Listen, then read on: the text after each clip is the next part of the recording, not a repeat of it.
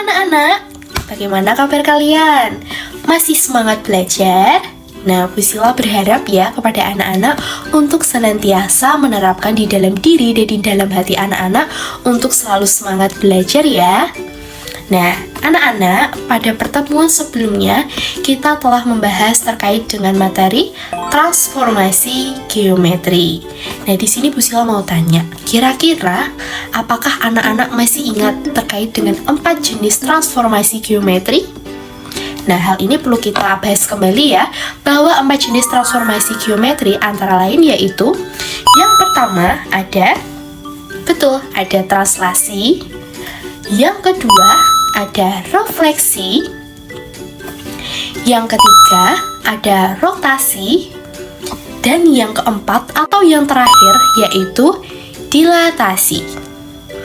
Nah, anak-anak, pada pertemuan sebelumnya kita telah membahas terkait dengan translasi.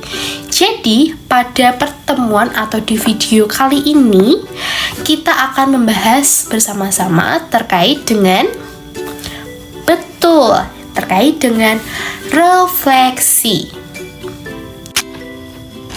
Karena kita telah memasuki pembahasan yang baru, spesial untuk anak-anak, Bu Sila telah menyiapkan beberapa contoh yang mudah dipahami oleh anak-anak, karena contoh-contoh dari refleksi atau pencerminan kali ini sering dijumpai oleh anak-anak di dalam kehidupan sehari-hari.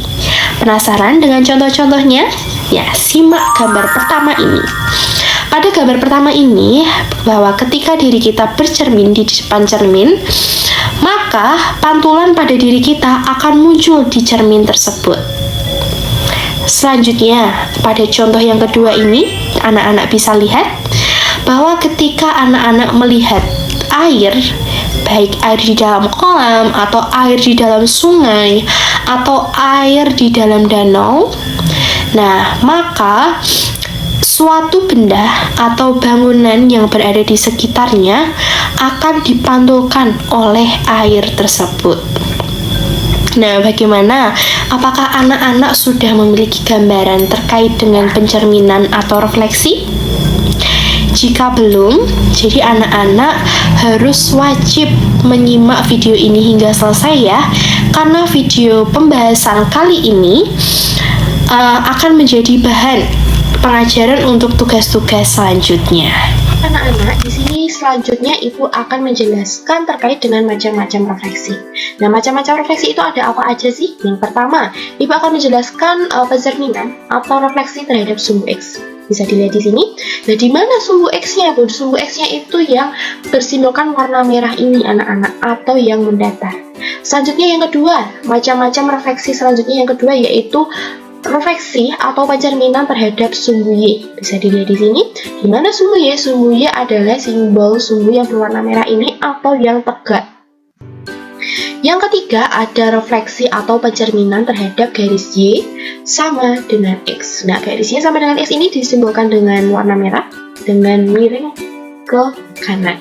Nah, selanjutnya ini sama, akan tetapi bedanya di sini adalah pencerminan atau refleksi terhadap garis Y sama dengan negatif X. Di sini Y sama dengan positif X, yang di bawah sini Y sama dengan negatif X. Jika Y sama dengan positif X, dia akan menghadap ke kanan, nah dia akan sebaliknya. Y sama dengan negatif X akan menghadap ke kiri sumbunya. Nah, selanjutnya ada juga refleksi atau pencerminan terhadap garis Y sama dengan H. Ini mohon maaf, seharusnya ini Y sama dengan H ya anak-anak. Nah, pencerminan di sini terhadap garis Y sama dengan H. H di sini itu sebagai konstanta anak-anak. Jadi nilai H di sini bisa bernilai positif ataupun bernilai negatif. Nah, untuk jadi pembedanya gimana? Jadi pembedanya jika Y sama dengan konstanta yang bernilai positif, hanya di sini positif, maka dia akan berada di sebelah kanan sumbu Y. Dan sebaliknya, jika Y sama dengan negatif H atau konstantanya bernilai negatif, maka dia akan berada di sebelah kiri sumbu Y. Nah, selanjutnya anak-anak, guru akan menjelaskan juga refleksi atau pencerminan terhadap garis Y sama dengan K. Nah, K di sini juga sama seperti H. dia juga konstanta dan dia juga bisa bernilai positif dan dia bisa bernilai negatif. Nah, pembedanya supaya kita tahu bagaimana. Nah, jika pencerminan itu terhadap garis Y sama dengan positif K atau konstantanya bernilai positif, maka dia berada di atas sumbu X, di atas sumbu X di sini. Nah, akan tetapi jika konstantanya dia bernilai negatif, maka dia akan berada di bawah sumbu X, di bawah sumbu X. Nah, kemudian ada pencerminan atau refleksi yang terakhir terhadap titik asal. Mana sih Bu titik asal? Titik asal itu berada di sini, yaitu 0,0. Nah, jadi anak-anak silahkan mempelajari terkait dengan macam-macam refleksi ini. Karena video selanjutnya, Bu Guru akan menjelaskan terkait contoh soal serta penyelesaiannya yang berkaitan dengan penerapan dari macam-macam refleksi yang ada di sini. Jadi jangan lupa dicatat ya anak-anak, selalu semangat. Oke anak-anak, selanjutnya di sini Bu Sila akan menjelaskan bagaimana cara mencerminkan suatu benda di dalam koordinat. Nah, di sini anak-anak penting sekali ya, anak-anak untuk menyiapkan alat dan bahan yang kita perlukan. Itu ada buku kotak-kotak atau buku berpeta. Nah, buku berpeta ini sangat penting karena akan mempermudah anak-anak dalam membuat koordinat. Dan selanjutnya Bu Sila juga menyiapkan ballpoint yang berbeda warna. Tujuannya adalah agar dapat membedakan antara benda asli dengan bayangan setelah dicerminkan. Nah, di sini Bu Sila akan membuat koordinat terlebih dahulu. Kita akan membuat koordinat.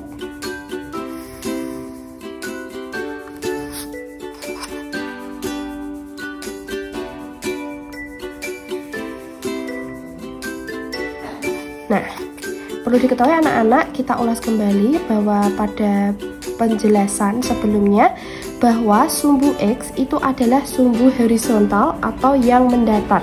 Nah, yang mendatar ini disebut dengan sumbu X. Kita beri nama sumbu X. Nah, selanjutnya yang vertikal atau yang tegak ini disebut dengan sumbu Y. Kita beri nama sumbu Y. Di tengah-tengah ini adalah titik pusat atau 0,0. Nah, kita akan beri nama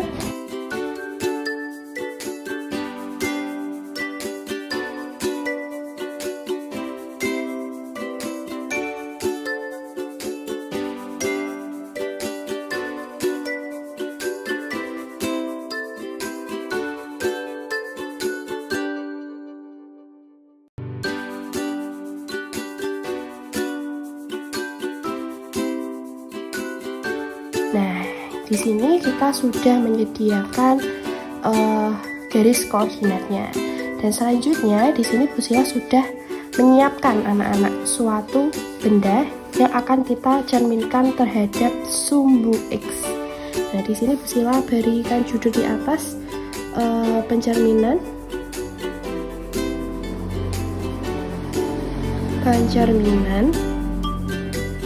terhadap sumbu X. Nah, selanjutnya kita di sini akan menggambar benda asli atau benda nyatanya, di mana di sini terdapat koordinat X, Y. Nah, X di sini merupakan aksis anak-anak. Nih, Bu Sila lingkari supaya lebih jelas dengan pulpen warna merah.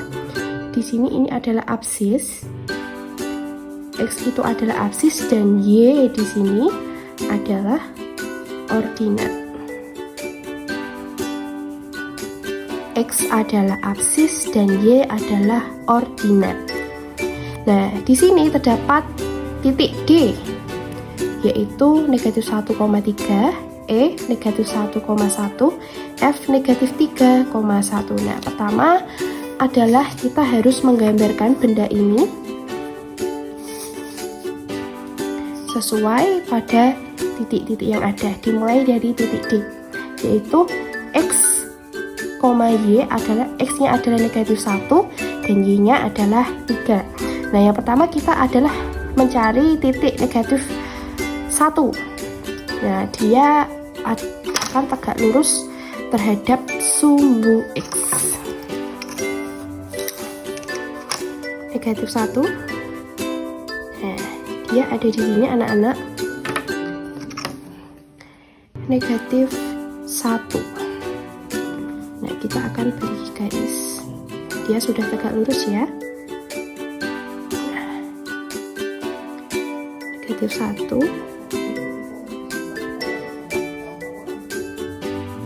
Nah, selanjutnya di sini y-nya adalah sama dengan 3. Nah, selanjutnya di sini berarti kita mencari yang tegak lurus dengan terhadap sumbu y pada titik 3. 3-nya di sini kita beri tanda. Nah, jadi titik D berada di sini, yaitu negatif 1,3.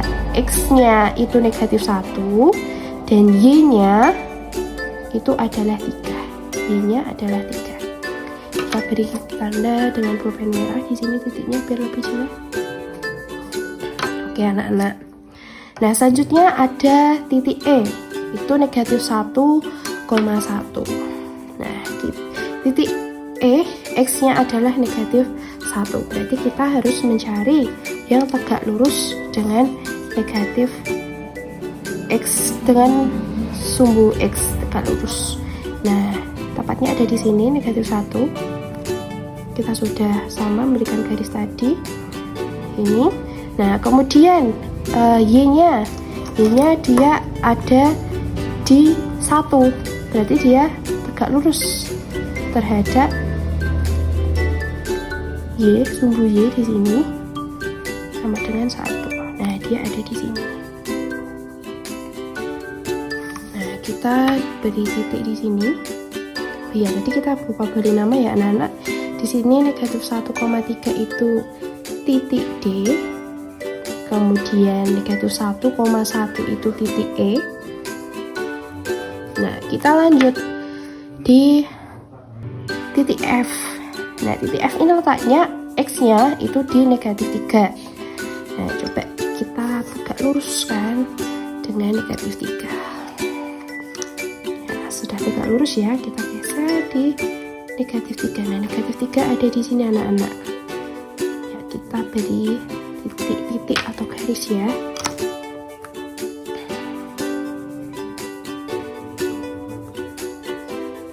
Nah, ini negatif 3. Selanjutnya Y-nya itu ada 1, berarti dia tegak lurus dengan sumbu Y. Sumbu Y ada di mana? Sumbu Y ada di sini Bu Guru. Nah, di sini kita tarik ke atas negatif dengan Y-nya 1. Nah, dia ada di sini.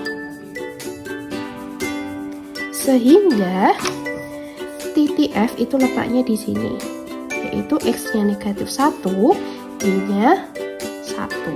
Negatif 3,1. Di sini kita beri nama dia titik F. Nah, jadi di sini kita bisa menggambarkan benda aslinya. Di sini Bu Sila menggambar benda nyatanya itu dengan menggunakan ballpoint berwarna merah.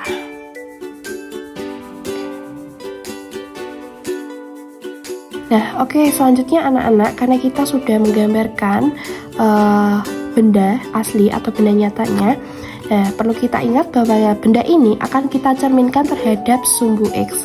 Nah, masih ingat tidak sumbu X? Nah, di sini Bu Sila akan memberikan tanda bahwa kita akan mencerminkan dengan sumbu X. Sumbu X itu yang horizontal atau yang mendatar. Bu Sila akan menandai atau menebali garis sumbu X dengan ballpoint berwarna merah. Nah, jadi benda di sini Bu Sila akan cerminkan terhadap sumbu X. Jadi untuk contoh anak-anak, Bu Sila akan memberikan contoh pencerminan terhadap sumbu X terlebih dahulu. Untuk pencerminan yang lain bisa anak-anak coba.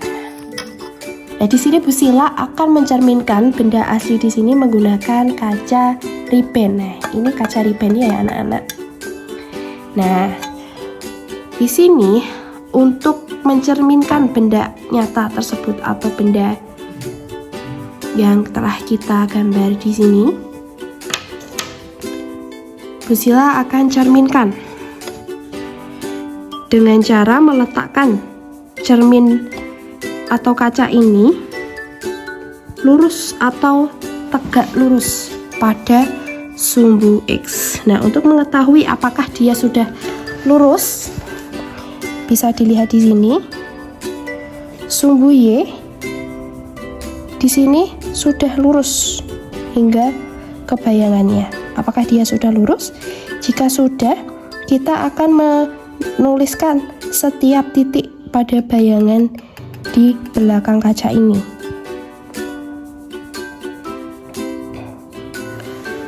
Nah, sudah lurus ya anak-anak.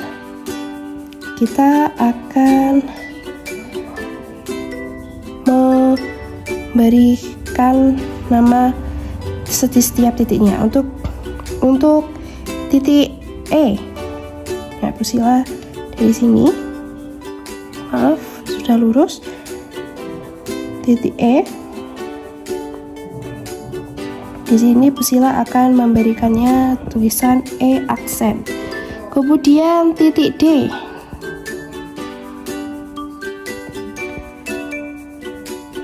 di sini Pusila akan memberikan dia nama D aksen.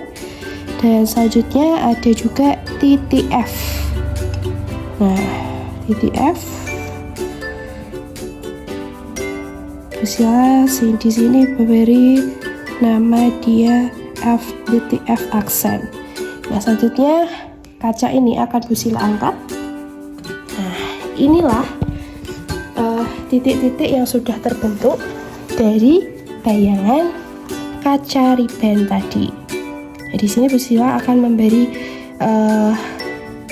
warna yang berbeda. Pusila menggunakan pulpen berwarna merah agar anak-anak bisa membedakan.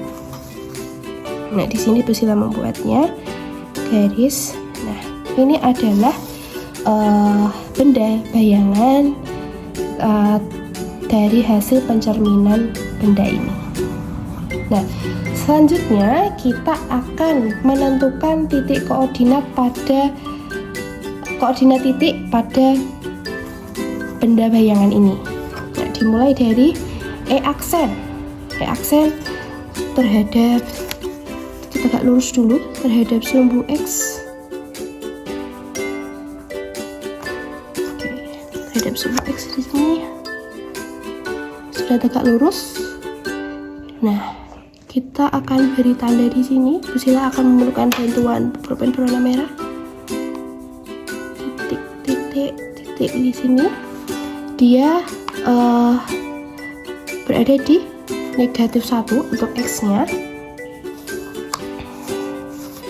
Kemudian tegak lurus terhadap sumbu Y. Nah, di sini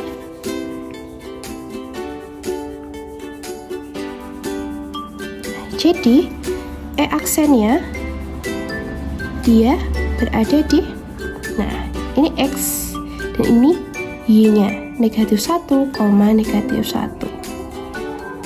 Negatif 1. Titik X berada di negatif 1 dan titik Y berada di negatif 1. Selanjutnya kita menentukan koordinat titik di D bayangan dari titik D atau D aksen. Yang pertama, sama seperti tadi anak-anak, tegak lurus dengan sumbu X. Sudah tegak lurus. Nah, dia berada di negatif 1 untuk sumbu X-nya. Kemudian sumbu Y-nya tegak lurus. Dia sudah tegak lurus dengan negatif 3. Jadi untuk D aksen, titik koordinatnya berada di negatif 1, negatif 3. X-nya negatif 1, D-nya negatif 3. Nah, yang terakhir itu adalah menentukan titik koordinat F aksen. F aksen ada di sini. Coba kita tegak lurus atau belum? Oh iya, sudah tegak lurus. Dia berada di, X-nya berada di negatif 3 anak-anak. Selanjutnya tegak lurus dengan sumbu Y. Sudah, dia tegak lurus di sini. Nah, dia sumbu Y-nya berada di titik negatif 1. Jadi F aksen dia berada di titik koordinat negatif 3 untuk X-nya, dan Y-nya ada di negatif 1. Nah, demikian anak-anak yang dapat Bu Sila jelaskan kepada anak-anak pencerminan terhadap sumbu X dari suatu benda, yaitu D negatif 1,3, titik E negatif 1,1, titik F negatif 3,1 sebagai benda nyata yang diperoleh dengan menggunakan sifat pencerminan, yaitu terhadap sumbu X, menghasilkan benda bayangan seperti ini dengan titik koordinat ini. Nah, jadi anak-anak bisa mempraktekkan hal yang sama untuk dapat mempraktekannya kembali dengan soal yang sama terhadap pencerminan terhadap sumbu-sumbu yang lain. Nah, demikian penjelasan dari video ini. Terima kasih, semoga video ini bermanfaat. Tuhan memberkati.